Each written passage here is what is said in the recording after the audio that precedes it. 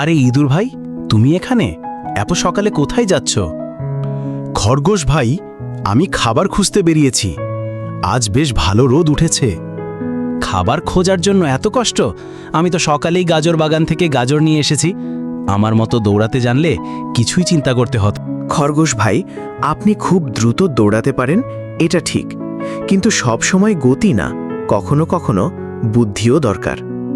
বুদ্ধি? তাও আবার তোমার মতো ছোট ইঁদুরের? তুমি তো গর্তে লুকিয়ে থাকো সারাক্ষণ। ছোট বলেই অনেক কিছু বুঝতে শিখেছি, দেখবেন একদিন আমার বুদ্ধি আপনাকে সাহায্য করবে। বাঁচাও, কে আছে? আমি একটা ফাঁদে পড়ে গেছি।